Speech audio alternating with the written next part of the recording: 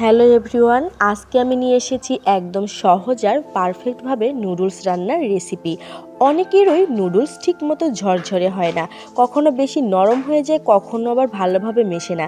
কিন্তু আজকে আমি তোমাদের দেখাবো এমন কিছু ছোট ছোট টিপস যেগুলো ফলো করলে যে কেউ ঘরে একদম পারফেক্ট আর মজাদার নুডলস বানাতে পারবেন। By the way, SB satisfied life থেকে আমি বৃষ্টি বলছি। বন্ধুরা, আমি আজকে নুডলসটা কোয়েল পাখির ডিম দিয়ে করব, তাই এখানে আমি 8টি ডিম নিয়েছি। তো তোমরা চাইলে, আমি 3 প্যাকেট নুডলস রান্না করব, তোমরা চাইলে এখানে বড় ডিম হলে 2টা ব্যবহার করবে বা তার বেশি কম বেশি করে নিতে পারো, সমস্যা নেই। বাট আমি কোয়েল পাখির ডিম দিয়ে করব, তাই 8টা ডিম নিয়েছি। আর একটা ছোট্ট রিকোয়েস্ট থাকবে, যারা নতুন ভিজিট করছো আমার চ্যানেলটা সাবস্ক্রাইব করে নিও। আর পুরো ভিডিওটা দেখতে থাকো, স্কিপ করো না, তাহলে অনেক টিপস কিন্তু মিস করে যাবে। বন্ধুরা, এখানে ছোট্ট একটা টিপস বলি, সেটা হচ্ছে নুডলস রান্না করার জন্য পানিটা যখন গরম করবে, অবশ্যই সে পানিটা যেন টকবগিয়ে ফুটানো হয়। আমার এই পানিটা কিন্তু টকবগে ফুটানো হয়ে গেছে। এবার আমি নুডলস ঢেলে দিচ্ছি। আর টকবগ করে যদি পানি না ফোটে, হালকা যদি গরম করে দাও, তাহলে ওই নুডলস কখনোই ঝরঝরে হয় না, একদম মেদা মেদা হয়ে যায়। ওটা খেতে কিন্তু একদমই ভালো লাগে না, ওটা ভাতের মতো হয়ে যায়। তাই অবশ্যই পানিটাকে একদম টকবগিয়ে ফুটিয়ে নেবে। তারপর পানি কম বেশি হোক সমস্যা নেই, কিন্তু টকবগিয়ে ফুটিয়ে নেবে।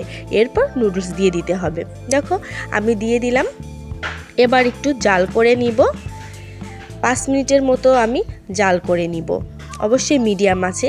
আর এখানে আমি দেখো একটু বেশি করে পেঁয়াজ কুচি করে নিয়েছি, আর এপাশে কাঁচামরিচটা গোল গোল করে কেটে নিয়েছি। এইভাবে যদি নুডলস রান্না করা হয় তাহলে একটু বেশি মজা লাগে। তোমরা চাইলে লম্বা লম্বিভাবেও মরিচটা কাটতে পারো। তো আমি এইভাবে গোল গোল করে কেটে নিয়েছি। ঝালটা একটু ঝাল ঝাল করেই রান্না করব।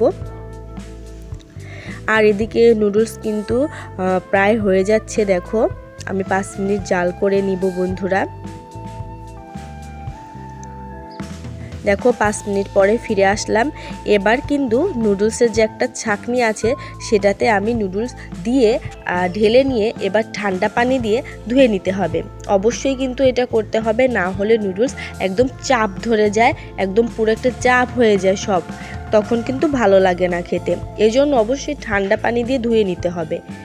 অনেকবার করে পানি দিয়ে, ভালো করে বেশি করে পানি দিয়ে এভাবে ধুয়ে নিতে হবে। তোমাদের কাছে এই নুডলসের ছাঁকনিটা না থাকলে তোমরা সরপোষ বা যে কোনো কিছু ছিদ্রযুক্ত কিছু দিয়েই কিন্তু এই নুডলসটা এভাবে ঠান্ডা পানি দিয়ে ধুয়ে নিতে পারো বন্ধুরা।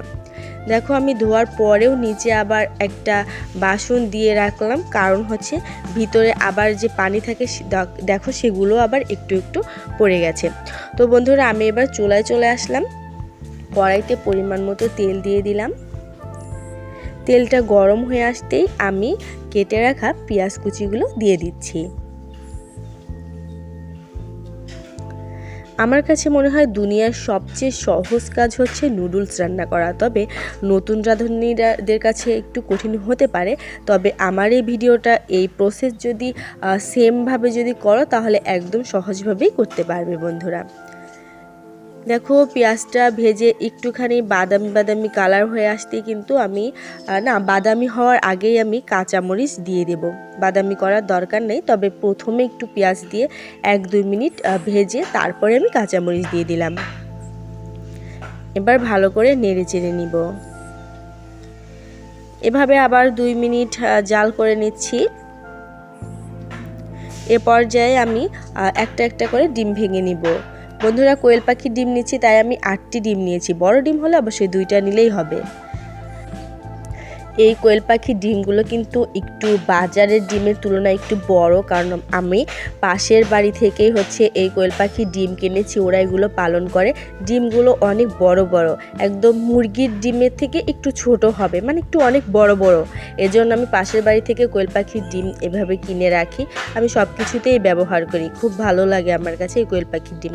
আর স্বাস্থ্যের জন্য অনেক ভালো এই কোয়েল পাখির ডিম। আমি এখানে 8টা ডিম নিয়েছি। ভালো করে এবার নেড়ে চেড়ে নিব, একটু লাল লাল করে ভেজে নিব।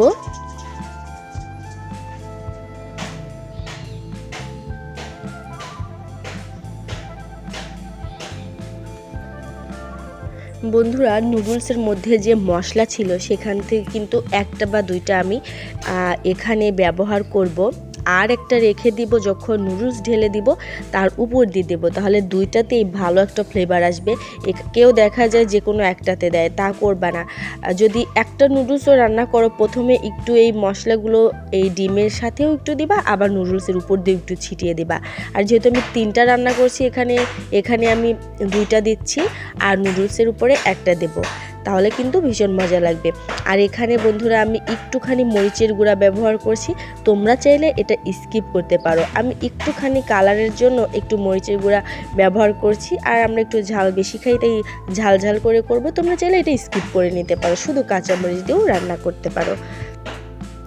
তো বন্ধুরা, লাল লাল করে প্রায় ভাজা হয়ে গেছে, এখন কিন্তু আমি নুডলসগুলো ঢেলে দিব। দেখো, ঠান্ডা পানি দিয়ে সুন্দর করে ধুয়ে নেওয়ার কারণে কত সুন্দর হয়ে আছে, আর না হলে কিন্তু সব জড়া লেগে একদম জড়িয়ে যেত, চাপ হয়ে যেত, তখন ভালো লাগতো না। আমি সুন্দর করে নেড়ে চেড়ে নেব এপাশ ওপাশ। এবার কিন্তু আরেকটা মশলা আমি ভালো করে ছড়িয়ে দিব চারিপাশে, তাহলে খুব সুন্দর একটা ফ্লেভার আসবে, খুব ভালো লাগবে।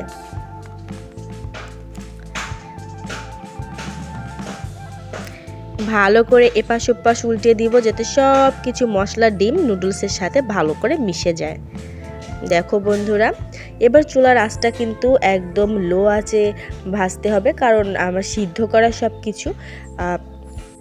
এই নুডলসটা রান্না করতে কিন্তু সর্বোচ্চ 5 থেকে 6 মিনিটের বেশি লাগে না। দেখো বন্ধুরা, আমার নুডলস প্রায় হয়ে গেছে, এতটা সুন্দর, এতটা মজার লাগছে, আর সুগন্ধ তো একেবারে অসাধারণ। সত্যি বলছি, রান্না করতে মজা লাগে, খেতেও মজা লাগে।